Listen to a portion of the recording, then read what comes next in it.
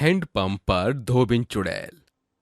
गांव के लोग बेहद परेशान थे क्योंकि उनके गांव में एक डरावनी चुड़ैल बहुत समय से घूम रही थी। अधिकतर वो किसी को कपड़े ही नहीं धोने देती थी। गांव में एक धोबी घाट था जहां एक हैंडपंप भी लगा था। सुरेश अपने कपड़ों की गठरी लेकर वहां कपड़े धोने बैठ जाता है। ओहो, ये पानी लेना तो मैं भूल ही गया। हैंडपंप से पानी भर लेता हूँ, तभी तो झाग बनाकर अपने कपड़ों को चमकाऊंगा। सुरेश जैसे ही हैंडपंप को चलाकर बाल्टी में पानी भरता है तो हैंडपंप से निकलकर चुड़ैल आती है। इसने मुझे बुलाकर बहुत बड़ी गलती की है। कितने मजे से हैंडपंप के नीचे सो रही थी, पर नहीं, लेकिन अब मैं इसको छोड़ूंगी नहीं, बिल्कुल। सुरेश को ना तो अभी चुड़ैल दिखाई दी थी और ना सुनाई दी थी। सुरेश अपने कपड़े धोने में मस्त था। पहले जोरू की साड़ी धोऊंगा, वरना मारेगी पकड़ के ही हमका। अरे साड़ी के फॉल सा कभी मैच किया रे, आई कभी छोड़ दिया दिल, कभी कैच किया रे। तभी चुड़ैल उसकी भरी हुई बाल्टी में लात मार देती है, जिससे उसका पानी फैल जाता है। अरे ये कैसे गिर गया? हमारा झाग पानी सारा खराब हुई गवा। अब और झाग कैसे बनाएंगे? मैं तुझे बिल्कुल भी कपड़े नहीं धोने दूंगी। मन तो आ रहा है मैं ही तुझे धो दूं, लेकिन शायद तू बीवी से बहुत डरता है, तो बीवी ही तुझे धोएगी। सुरेश अपनी बीवी की साड़ी को धोकर सुखाता ही है कि चुड़ैल उस साड़ी को मिट्टी में खराब कर देती है और पैरों से कुचलकर उस साड़ी को पकड़कर बीच में से फाड़ देती है। अपनी बीवी की साड़ी को इस दशा में देखकर सुरेश का कलेजा फट जाता है। अरे बाप रे, साड़ी को तो मैंने अच्छे से धोकर सुखा दिया था, वो नीचे गिरकर मिट्टी में इतनी कैसे सन गई? अरे फट भी गई, ये कैसे हो गया? अभी तो सही सलामत थी। अरे विमला छोड़ेगी नहीं मुझे। साड़ी का जो हाल है वही हाल अब वो मेरा करेगी। हे भगवान मुझे बचा लो। अरे वाह, बीवी से इतना डरता है, अब तो तू सच में गया। सुरेश डरते डरते उस साड़ी को अपने घर ले जाता है और बाल्टी में छुपा देता है। तभी विमला आकर कहती है, लगता है सारे कपड़े अच्छे से धोकर आए हो, सूख गए होंगे इतनी देर में आए हो तो। कपड़े तो मेरी नई साड़ी थी ना एक, और माथे पे पसीने क्यों हैं इतने? अरे कछु नहीं, कौनो बात नहीं है, वो गर्मी ज्यादा थी, वो धोबी घाट पर। क्या छुपा रही हो, दिखाओ। मुझे तो कुछ गड़बड़ लग रही है, जल्दी दिखाओ। अरे विमला कौनो बात नहीं, तुम हमका खाना दे ही ना। अच्छा, तो ये छुपा रहा है। चुड़ैल जादू से बाल्टी में से साड़ी विमला के सामने ले आती है, जिसकी चिथड़ी हालत देखकर गुस्से से विमला कहती है, इसका मतलब तुम मुझसे मेरी साड़ी छुपा रहे हो? क्या हश्र किया है तुमने इसका? जो हालत तुमने इसकी बनाई है ना, अब तुम्हारी भी यही बनेगी। कितनी कीमती साड़ी थी मेरी। अरे नहीं विमला, ऐसा मत करो, मैंने नहीं किया ये। अरे मैंने तो इसे अच्छे से धोकर रखी थी। कुछ नहीं सुनना मुझे। विमला में चंडिका आ जाती है और अपने पति को डंडे से बहुत मारती है, बिल्कुल कपड़े की तरह उसे भी धो देती है। तब हाथ जोड़कर सुरेश कहता है, अरे बचाओ, अरे माफ कर दो भगवान, ऐसी गलती फिर दोबारा कभी नहीं होगी। अरे राम, अरे मेरी कमर। मेरी ये मार तुम्हें हमेशा याद रहेगी कि कपड़े कैसे धोते हैं। इसकी बीवी तो मुझसे भी ज्यादा अच्छे से धोती है अपने पति को। डिसीजन मेरा अच्छा था ये वाला, पर अब मेरा भी धोने का मन कर रहा है। मैं भी लोगों को परेशान करने आ रही हूँ। गांव वालों। ये कहते ही चुड़ैल फिर से घाट पर पहुंच जाती है, जहां दो औरतें कपड़े धो रही थी। अब तुम भी गई। मुझे भी तुम यहाँ पर कपड़े नहीं धोने देते थे, तो तुम कैसे धो सकती हो? अरे जल्दी से कपड़े धो ले, मेरा मन अजीब सा हो रहा है शीला, कहीं यहाँ चुड़ैल ना आ जाए फिर से। हाँ, ओहो, पानी खत्म हो गया, हैंडपंप से लेकर आती हूँ। ये बोलकर शीला हैंडपंप से जैसे ही पानी चलाती है तो बाल्टी भर के रख देती है, और जैसे ही पानी लेती है तो वो बाल्टी खाली हो जाती है। अरे अभी तो बाल्टी भर के लाई हूँ, कहाँ चला गया? दोबारा से लाती हूँ। तू बढ़ती जा शीला की जवानी, और मैं खाली करती जाऊंगी तेरी बाल्टी। अरे वाह, क्या राइम बनी है। शीला फिर से बाल्टी में हैंडपंप से पानी भरती है, लेकिन फिर से उसकी बाल्टी खाली हो जाती है। वैसे 2-3 बार ऐसा वो करती है और उसके बाद हैंडपंप अपने आप चलने लगता है और शीला कांता कहती है, अरे मैया, ये क्या हो रहा है? हैंडपंप कैसा चल रहा है? पानी अभी भी तो खाली था और अब ये बढ़ता ही जा रहा है। हे भगवान, मैंने कहा था ना तुझसे शीला कि जल्दी से कपड़े धो ले, पर तू नहीं मानी। ले आ गई चुड़ैल। लगता है तुम लोगों को मेरा पता चल गया, तो अब मैं तुम्हारे सामने आ ही गई हूँ। हाय कांता, हाय शीला। वैसे तेरा नाम कांता नहीं कांटा होना चाहिए था, और मैं गाती। कांटा लगा, ओई माँ, ओई माँ, ओई माँ। चुड़ैल आ गई। भागो भागो, चुड़ैल आ भी गई हमारे गांव में। अरे तुझे गुजराती कैसे बोलनी आती है? अरे डर के मारे 36 भाषा आने लगती है। कांटा लगा कहीं की, मेरा मतलब कांता। बच कर जाओगे कहाँ, खतरा मिलेगा वहाँ। चुड़ैल उनके कपड़ों को जलाकर उनके पीछे जाती है और कहती है, अगर तुमने दोबारा कपड़े धोए इस धोबी घाट पर और हैंडपंप से, तो मुझसे बुरा कोई नहीं होगा। तुझसे बुरा तो कोई है भी नहीं। अभी बताती हूँ तुझे। चुड़ैल उन्हें डराकर वापस आ जाती है, और जो कोई भी उस धोबी घाट पर उस हैंडपंप का पानी इस्तेमाल करता तो चुड़ैल उन्हें डराती और वहां आने नहीं देती। गांव के लोगों का सब्र का बांध टूट रहा था और वो सरपंच से कहते हैं, सरपंच जी, आप तो जानते हैं ना वो चुड़ैल कितनी खतरनाक है। उसकी वजह से आज तक उस धोबी घाट पर कपड़े नहीं धो पाते हैं हम। सरपंच जी, आखिर वो चुड़ैल ऐसा क्यों कर रही है? कौन है वो? उसकी वजह से हमारे 2 हफ्ते के कपड़े भी नहीं धुल पाए हैं। अरे मैं जानता हूँ वो तुम लोगों को क्यों परेशान कर रही है, और कौन है ये भी मैं जानता हूँ। क्या आप जानते हैं? तो हमें बताया क्यों नहीं? अरे पता है, अब तक हम कितना कष्ट झेलते आए हैं। हमारे कपड़ों में से बदबू आने लगती है, घर में ठीक से खाना नहीं खा पाते, कपड़े पहनने से खुजली होती है, और वो चुड़ैल अलग से परेशान करती है। अरे मैं जानता हूँ, ये सब मेरे साथ भी होता है। देखो अभी भी पेट पर खुजली हो रही है। पूरी बात बताइए ना, क्या हुआ था जो वो हमारे पीछे पड़ी है? अरे तो सुनो, 9 महीने पहले वो हमारे गांव में ही रहा करती थी। वो एक धोबन थी, लेकिन नीची जाति की। किसी को पता नहीं था। वो 2-3 बार उसी घाट पर कपड़े धोया करती थी। पर जब गांव वालों को आभास हुआ तो उन्होंने सरपंच से शिकायत कर दी, और सरपंच आया। ए लड़की, तू इस गांव में इस हैंडपंप पर कपड़े नहीं धो सकती, तुझे ये जगह छोड़कर जाना होगा। पर क्यों? मैं क्यों नहीं कपड़े धो सकती? क्योंकि तू नीची जाति की है। हमें पता नहीं था, वरना तुझे इस गांव में घुसने नहीं देती। तू हैंडपंप को नहीं छुएगी, आज ही गांव छोड़कर चली जा। आप ये कैसी बातें कर रहे हैं? एक सरपंच को जात की बात शोभा नहीं देती, और पानी लेना सबका अधिकार होता है। मैंने तुझे कह दिया तो कह दिया, तू यहाँ पर कपड़े नहीं धोएगी। सरपंच ये कहकर चला जाता है, लेकिन सुजाता धोबन अब भी यहाँ आकर कपड़े धोती है। गांव की औरतों के मना करने के बावजूद भी वो कपड़े धोती है। तभी एक दिन गुस्से में सरपंच आता है, और उस वक्त वो हैंडपंप से पानी भर रही होती है। अरे मैंने तुझे मना किया था ना, फिर भी तुम यहाँ पर कपड़े धोने आ गई? हाँ? हमारे गांव का धर्म भ्रष्ट मत करो। लगता है मुझे ही तुझे गांव से निकालना पड़ेगा।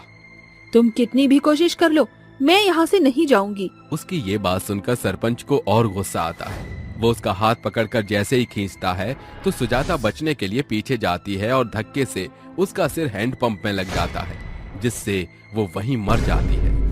इसीलिए वो हमें परेशान कर रही है। मैं आ रही थी यहाँ पर अपनी दुख भरी स्टोरी सबको सुनाने, पर तुमने इन सबको क्यों बता दिया? लोगों के आंसू कैसे आएंगे? सरपंच, तूने मेरे साथ बहुत नाइंसाफी की है। अब तूने ये तो बताया नहीं कि मेरे मरने के बाद तूने मेरी लाश को उसी हैंडपंप के नीचे दबा दिया था। हाँ, दबा दिया था। अब तुम्हारे गांव को बख्श दो। क्यों पीछे पड़ी हो? अब भी कायदे से मुझे तेरी जान ले लेनी चाहिए, पर मेरे साथ इंसाफ कर दे तो मैं चली जाऊंगी। किसी को परेशान नहीं करूंगी। क्या इंसाफ चाहिए तुम्हें? यही कि इस बुढ़े ने मुझे हैंडपंप पर जाने से मना किया था ना। मैं नहीं चाहती कि मेरी तरह कल को गांव में किसी और सुजला के साथ ये हो। इसलिए मैं चाहती हूँ कि हैंडपंप पर हर तरह के व्यक्ति आए और कोई उन्हें मना न कर पाए। ठीक है, मैं वादा करता हूँ, अब से इस हैंडपंप पर सभी पानी भर सकेंगे। मैं किसी को मना नहीं करूँगा। ये सुनकर चुड़ैल हमेशा के लिए वहाँ से चली जाती है। रात के तकरीबन 8 बज रहे थे। सड़कें एकदम सुनसान थीं। उस वक्त हरिया अपने काम पर से घर लौट रहा था कि तभी वो अपने थैले में हाथ डालता है और पैसों की गड्डी को हाथ में लेकर खुशी से हंसकर बोलता है, अरे क्या बात है, आज तो मुझे इतने पैसे मिले हैं और मालिक ने ऊपर से मेहरबान होकर मुझे एक्स्ट्रा पैसे भी दे दिए। आज तो सरला इन पैसों को देखकर खुश हो जाएगी। ये कहकर वो लगातार चलने लगता है कि तभी उसे अपनी पीछे किसी के चलने के कदमों की आहट महसूस होती है और तभी वो पीछे मुड़कर देखता है, लेकिन उसे वहां कोई नजर नहीं आता। तभी वो कहता है, लगता है कोई चोर लुटेरे मेरे पीछे पड़े हुए हैं, मुझे जल्दी जल्दी चलना चाहिए। इतना कहकर वो फिर से जल्दी जल्दी चलने लगता है।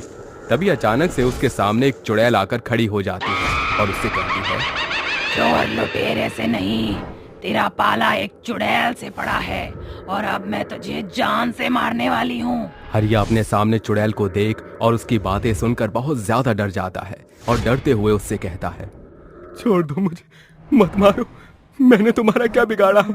हरिया चुड़ैल के सामने बहुत रोता गिड़गिड़ाता है, लेकिन उसे चुड़ैल मार देती है और उसकी मुंडी काट उसके शरीर के 2 टुकड़े कर देती है और वो सारा पैसा उठा लेती है और ले जाकर एक घर के बाहर दरवाजे पर रख देती है और दरवाजा खटखटाकर चली जाती है।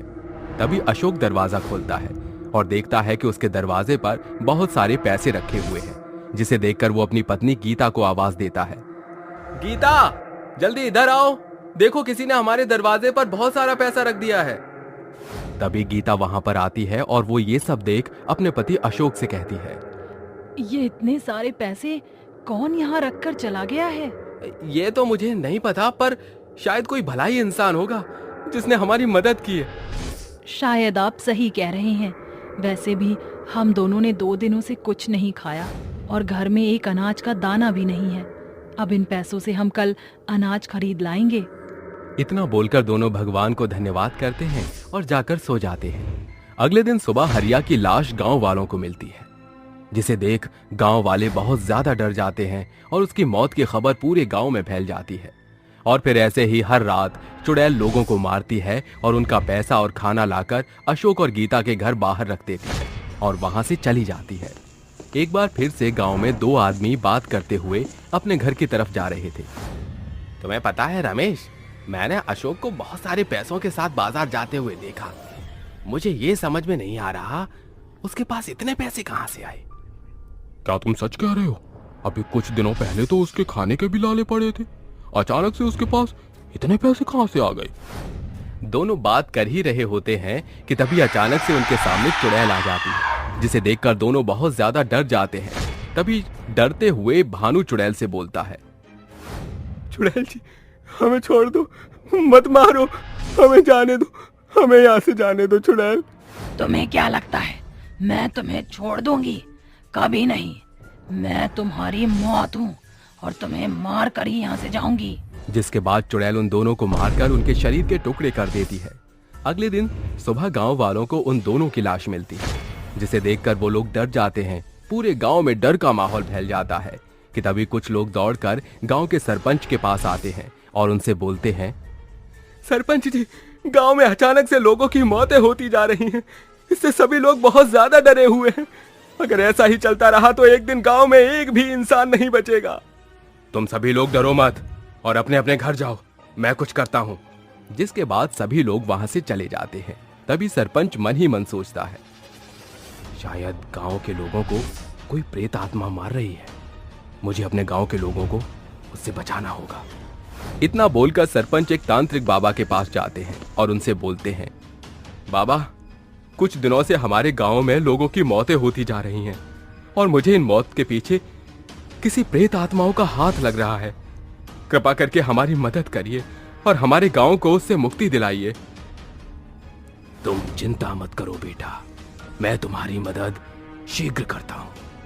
इतना बोलकर बाबा अपनी आंखें बंद कर ध्यान लगाते हैं और थोड़ी देर बाद आंखें खोलकर सरपंच से बोलते हैं, तुम्हारे गांव के लोगों को एक चुड़ैल मार रही है, जो कि गीता और अशोक की बेटी है। साहूकारों ने उसकी जमीन को जबरदस्ती जब्त कर लिया था, जिसकी वजह से वो लोग पाई पाई के मोहताज हो गए थे। उसी बीच उनकी बेटी की तबीयत खराब हो गई थी और पैसा न होने की वजह से उसका इलाज नहीं हुआ और उसकी मौत हो गई। उसके बूढ़े माँ बाप ने गांव के बहुत से लोगों से मदद मांगी, लेकिन किसी ने भी उसकी मदद नहीं की। इसलिए अब वो तुम लोगों से अपनी मौत और अत्याचार का बदला ले रही है। तांत्रिक बाबा की बात सुनकर सरपंच उनसे विनती करते हुए बोलता है, बाबा, हम मानते हैं कि हम गांव वालों से गलती हुई है, लेकिन आप इस समस्या का समाधान निकालिए और उस चुड़ैल से हम सबकी जान बचाइए बाबा। हम दोबारा फिर कभी ऐसी गलती नहीं करेंगे। तभी तांत्रिक बाबा सरपंच से बोलते हैं, मैंने इसके लिए एक उपाय निकाला है, लेकिन इस विधि को करने से पहले उस चुड़ैल के बूढ़े माँ बाप को यहां लेकर आना होगा, तभी इस पूजा को शुरू किया जाएगा। जिसके बाद गांव का सरपंच चुड़ैल के बूढ़े माँ बाप को लेकर तांत्रिक बाबा के पास आ जाता है और तभी तांत्रिक बाबा यज्ञ के आग में घी डालकर मंत्र पढ़ना शुरू कर देते हैं। ओम ह्रीं क्लीं चामुंडाय विच्चे नमः। मंत्र की आवाज सुनकर चुड़ैल वहां प्रकट हो जाती है और गुस्से में तांत्रिक से बोलती है, बता तांत्रिक, तूने मुझे यहाँ क्यों बुलाया है? तूने मुझे यहाँ बुलाकर बहुत ही बड़ी गलती कर दी है। अब तू भी इन गांव वालों के साथ मारा जाएगा। मैं मानता हूँ साहूकार ने तेरे परिवार के साथ बहुत गलत किया, जिसका बदला तूने उन्हें और बहुत से लोगों को मारकर ले लिया है। अब तू इन बेकसूर लोगों को मत मार और यहाँ से अपनी दुनिया में वापस चली जा। नहीं, मैं यहाँ से कहीं नहीं जाऊंगी। इस पूरे गांव के लोगों को मारकर इस गांव को शमशान बना दूंगी और तू मेरे मामले में मत पड़ तांत्रिक। तेरी भलाई इसी में है कि तू चुपचाप यहाँ से चला जा। चुड़ैल ये सब बोल ही रही होती है कि तभी उसकी नजर उसके माँ बाप पर जाती है, जिसे देखकर वो चुप हो जाती है। तभी उसके माँ बाप उससे बोलते हैं, हमें पता चल गया है बेटी, वो तू ही थी जो इतने समय से हमारी मदद कर रही थी, कभी पैसों से तो कभी खानों से। लेकिन अब तू अपनी दुनिया में वापस चली जा, तभी तुझे मुक्ति मिलेगी। इनके कामों की सजा खुद इन्हें भगवान दे देंगे बेटा। तू इन्हें मारकर अपने हाथ मैले मत कर। माँ बाप की बात सुनकर चुड़ैल को एहसास हो जाता है कि वो जो कर रही थी वो गलत है, जिसके बाद वो उन सभी से माफी मांगकर वहां से गायब हो जाती है। इसके साथ ही गांव चुड़ैल के आतंक से मुक्त हो जाता है। विशाल जादुई सोने का बतख घर। मीना नाम की लड़की भीमपुर गांव में अपनी विधवा माँ शांता के साथ रहती थी, जो कि बहुत गरीब थे। एक दिन शांता मटका उठाकर तालाब से पानी लेने जाती है कि घर से निकलकर उसके पैर में कंकड़ चुभ जाता है।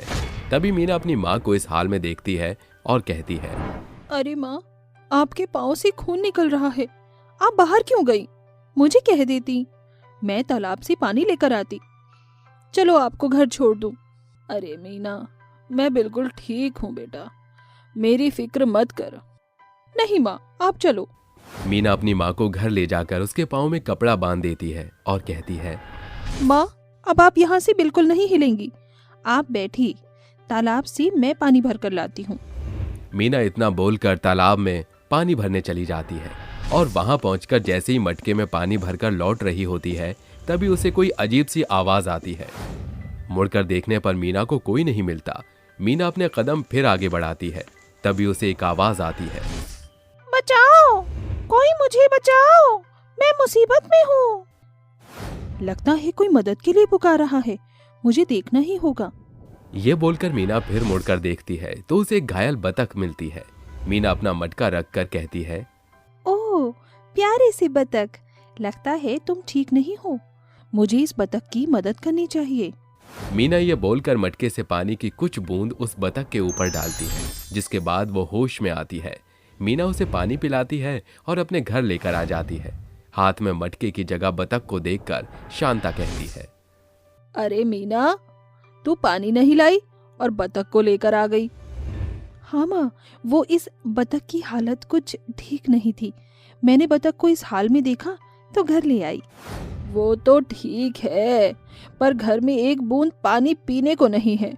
अब क्या होगा? तुझे दोबारा जाना पड़ेगा। कोई नहीं माँ, मैं चली जाती हूँ। मीना जैसे ही पानी भरने के लिए घर से बाहर निकलती है, तभी शांता आवाज देकर हैरानी से मीना को रोकते हुए बोलती है, मीना बेटा रुक जा, अब मत जा, कोई जरूरत नहीं है। क्यों माँ, पानी क्या पहले से भरा हुआ है जो अब ना जाऊं? हाँ वो देख, पानी के 2 मटके भरे हुए रखे हैं। अरे हाँ माँ, पर ये लाया कौन है? मैं तो गई भी नहीं अभी। वही तो मैं भी असमंजस में हूँ, पर छोड़, अब मत जा। शांता इतना बोलकर जैसे ही पानी के लिए उठती है तो कहती है, आह, मेरा पैर, आह। अरे माँ, आप क्यों उठी? मैं आपको पानी दे देती ना। मीना ये बोलकर शांता को पानी दे देती है। साथ ही उस बतख का भी बहुत ख्याल रखती है। रात के समय वो बतख के सिर पर हाथ रखकर उससे कहती है, ओह प्यारे से बतख, अब तुम ठीक तो हो ना? ये लो, कुछ खा लो। मीना बेटा, सो जा, बहुत रात हो गई है। जी माँ, आई। अब तुम आराम से यहाँ सो जाओ, कहीं जाना मत। मीना बतख को ये कहकर सोने चली जाती है। सबके सोने के बाद आधी रात को वो जादुई बतख शांता के पैरों के पास जाती है और अपने जादू से शांता के पाँव की चोट को ठीक कर देती है और कहती है, इन लोगों ने मेरा बहुत ख्याल रखा, इसीलिए इनके लिए इतना करना तो बनता है। ऐसे ही कुछ दिन तक मीना उस बतख का बहुत ख्याल रखती है। कभी मीना को किसी चीज की जरूरत पड़ती तो वो जादुई बतख चुपके से उसकी मदद कर दिया करती थी, जिस बात का मीना को कभी पता नहीं चला। ऐसे ही एक दिन शांता झाड़ू लगा रही थी कि अचानक से उसकी झोपड़ी में आग लग जाती है। तभी शांता चिल्ला चिल्लाकर सबसे मदद मांगती है, लेकिन कोई नहीं आता और वो रोते हुए कहती है, हाय हाय, अरे ये क्या हो गया? अरे कोई तो बचाओ, आग लग गई। मीना बेटा, जल्दी उठ, बाहर चल, चल जल्दी। शांता इतना कहकर अपनी बेटी को उस घर से बाहर निकाल कर ले आती है और गले लगाकर कहती है, भगवान का शुक्र है मेरी बच्ची बच गई, लेकिन हमारा सारा घर जल गया। अब हम कहाँ जाएंगे, कहाँ रहेंगे? अरे मैं तो बर्बाद हो गई। अरे माँ, वो मेरी प्यारी बत्तख कहाँ गई? बेटा, मैं तो उसे लाई नहीं, जल्दीबाजी में तुझे ही लेकर आ गई। अब तो वो बच भी नहीं पाई होगी। क्या माँ? ऐसा नहीं हो सकता, मैं उसे बचाकर लाऊंगी। नहीं मीना, तू कहीं नहीं जाएगी। मीना शांता की एक बात नहीं सुनती और लपटों से भरी आग की झोपड़ी में कूदकर बतख को उठाकर बाहर ले आती है और कहती है, बतख, तुम ठीक तो हो ना? तुम्हें कहीं लगी तो नहीं? नहीं, मुझे कहीं नहीं लगी, मगर तुम तो ठीक हो ना? मीना और शांता उस बतख को बोलता हुआ देख बिल्कुल हक्का बक्का रह जाती हैं और कहती हैं, क्या मैं कोई सपना देख रही हूँ या तुम सच में बोल सकते हो? तुम कोई सपना नहीं देख रही हो, ये सच है, मैं बोल सकती हूँ। मैं कोई मामूली बतख नहीं हूँ। तो फिर कौन हो तुम?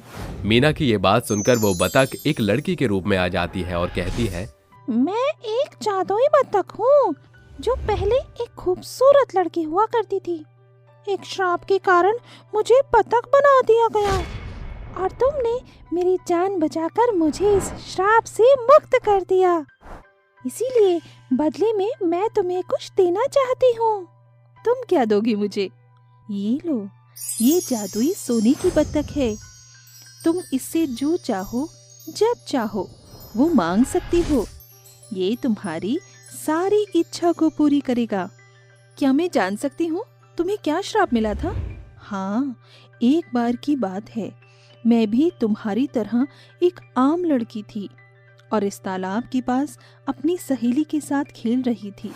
अचानक मैं फुटबॉल को पकड़ नहीं पाई, जिस वजह से वो बॉल तालाब में रहने वाली एक गर्भवती जलपरी को लग गई और उस जलपरी ने मुझे तभी जलीय जीव बत्तख बनने का श्राप दिया और कहा कि जब तक कोई दुखी लड़की मेरी मदद नहीं करेगी मुझे श्राप से मुक्ति नहीं मिलेगी।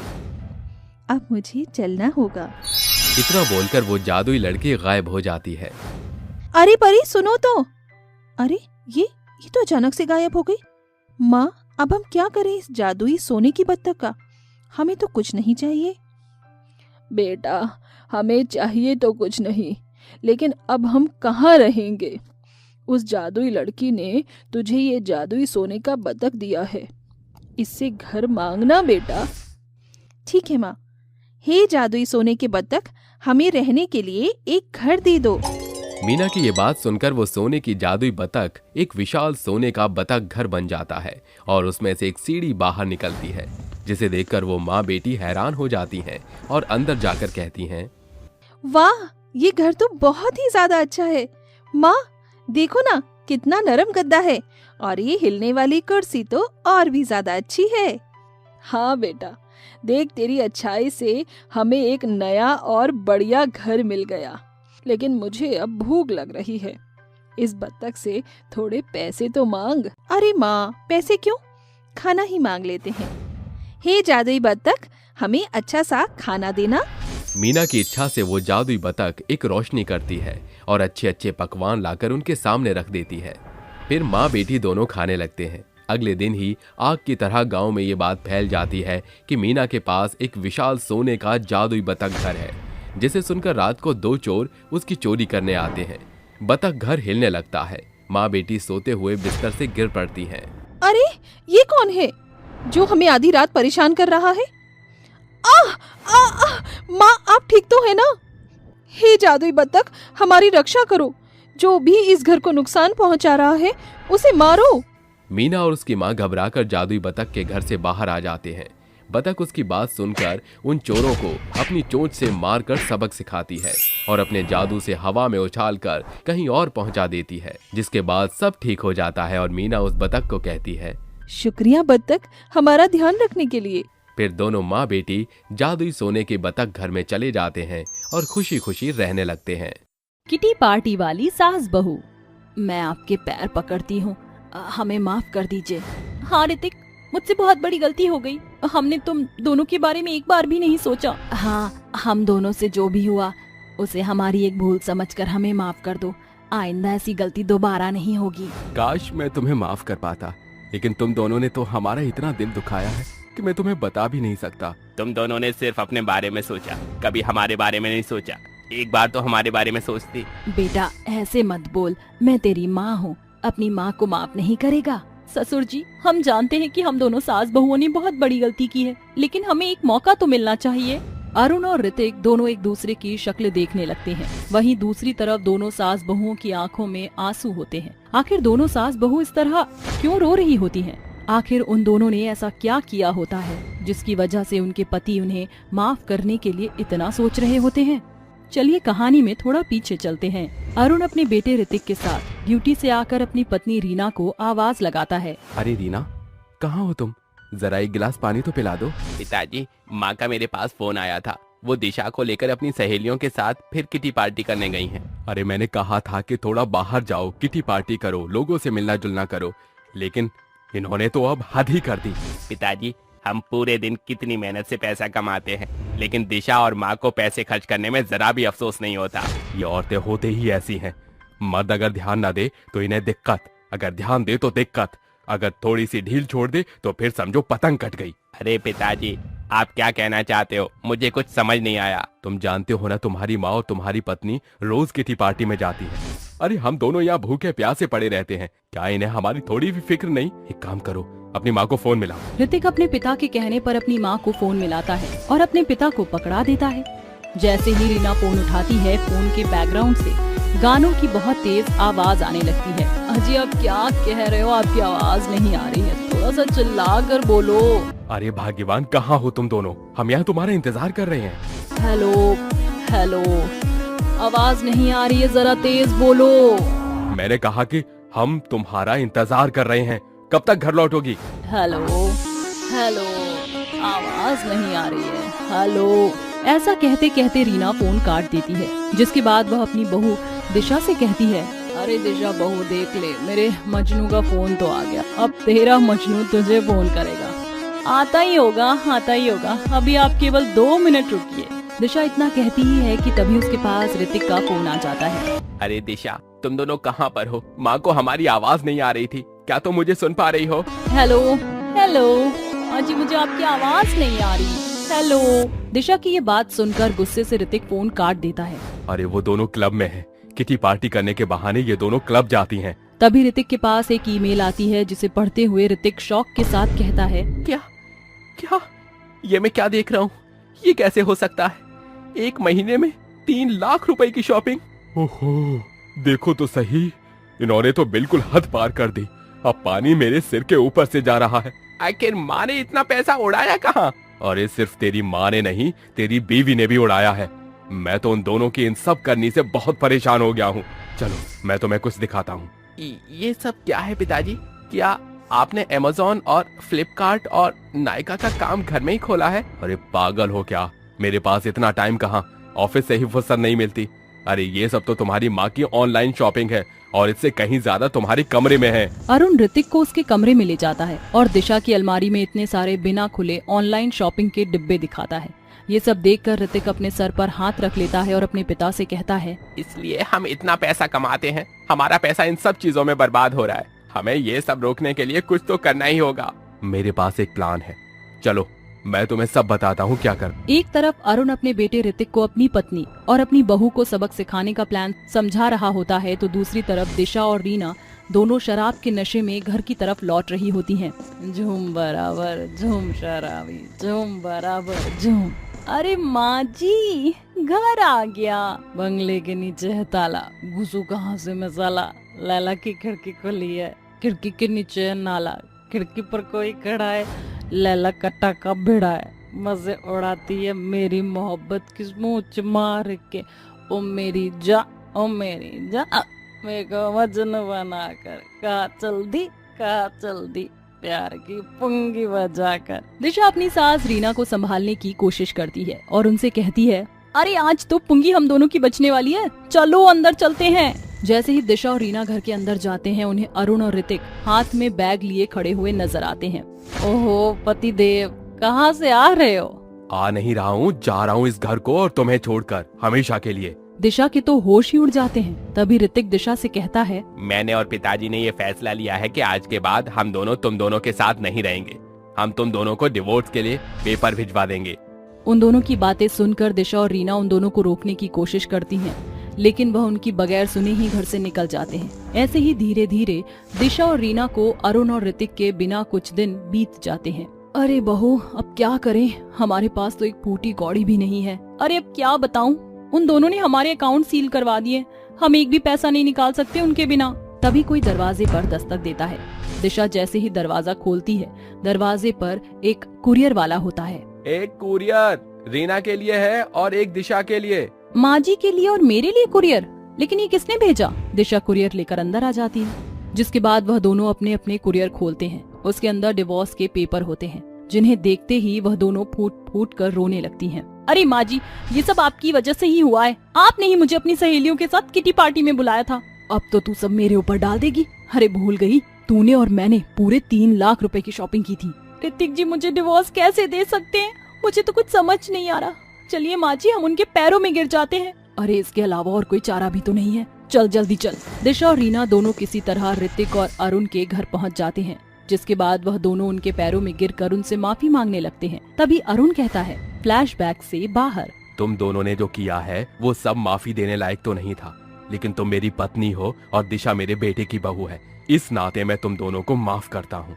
माफी के साथ साथ अब तुम दोनों को एक एग्रीमेंट साइन करना होगा, जिसमें कुछ रूल्स लिखे हैं। हम सब कुछ करने के लिए तैयार हैं, बस हमें आखिरी मौका दे दो। हाँ बेटा, हमें माफ कर दे, आज के बाद हम कोई भी किटी पार्टी नहीं करेंगे। उन दोनों का ये बर्ताव देखकर अरुण और ऋतिक उनसे कोई एग्रीमेंट साइन नहीं करवाते, जिसके बाद रीना और दिशा को अपनी गलती का सबक मिल जाता है और वह दोनों अपने पतियों का ख्याल रखना शुरू कर देती हैं। ये सब देखकर अरुण और ऋतिक दोनों उन्हें उनकी जरूरत की चीजें उनके कहने से पहले ही लाकर दे देते हैं और अब सभी मिलकर एक खुशहाल जीवन जीने लगते हैं। घमंडी बहू। अरे बानी बहू, जरा जल्दी से एक गिलास पानी तो लेकर आना। क्या कहा तुमने? मैं और तुम्हारे लिए पानी लाऊं? मेरी बूढ़ी सासू माँ बढ़ते बुढ़ापे में बौरा गई हो क्या?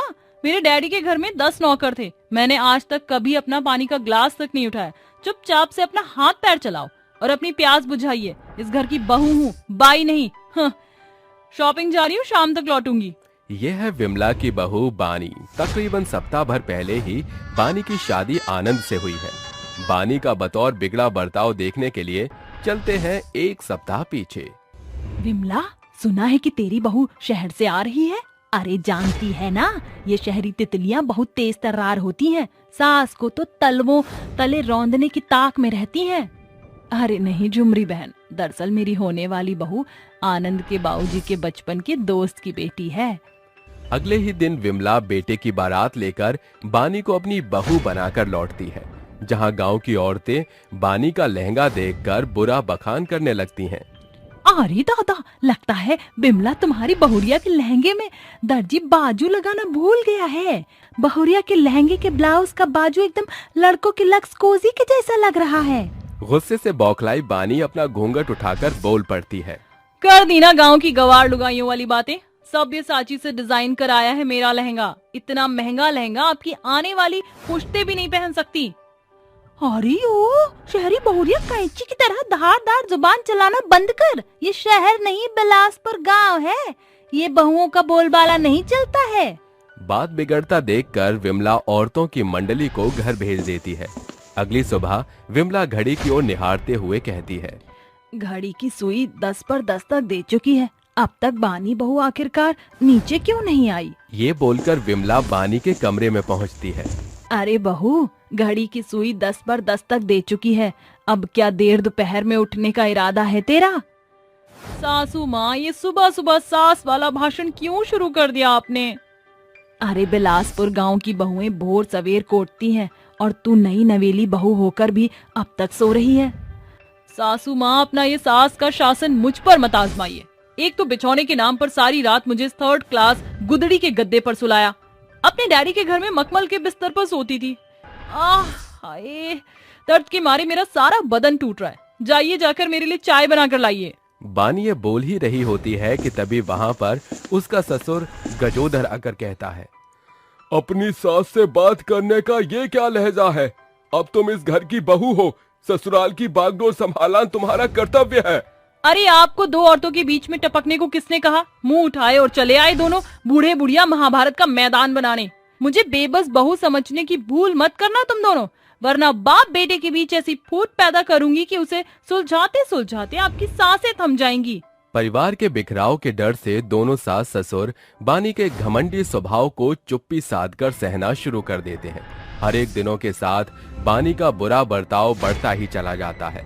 फिर एक रोज, अरे बहू, पता नहीं आज मेरे टखनों में बिल्कुल भी बल नहीं मिल रहा है। जरा जाकर बाजार से साग सब्जी ले आती। अरे ओ मेरी बूढ़ी सासू माँ, लगता है बढ़ते बुढ़ापे में तुम्हारे दिमाग से बातें बिसरने लगी हैं। मैं इस घर की बहू हूँ, बाई नहीं। अरे सुनिए ससुर जी, ये पैसे पकड़िए और बाजार से जाकर साग सब्जी ले आइए। अरे अब मेरा मुंह क्या ताक रहे हैं? दिन भर पड़े पड़े मुफ्त की रोटियां तोड़ते हैं। कभी कभार अपने हाथ पाँव को भी चला लिया कीजिए। बानी के मुंह से इतने बुरे शब्द सुनकर विमला के सब्र का बांध टूट जाता है और वो कहती है, अरे बहू, बौरा गई है क्या? अपने ससुर से कोई ऐसी बात करता है?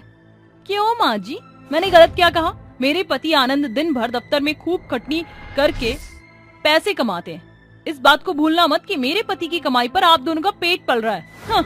ये कहकर बानी अपने कमरे की ओर अग्रसर होती है और विमला रोते हुए कहती है, जो इतने सालों से इस घर का सर रहा है, आज मेरी बहू ने उन्हें मेरे आंखों के सामने इतना कुछ सुना दिया और मैं बेबस बुढ़िया कुछ ना कह सकी। अरे इसमें तुम्हारा कोई दोष नहीं है भगवान, सारा दोष हमारे भाग्य का है कि हमें ऐसी घमंडी बहू मिली है। समय गुजरता चला जाता है। घमंडी बहू बानी पति की गैर मौजूदगी में अपने बूढ़े सास ससुर पर सैकड़ों असहनीय सताव करती है।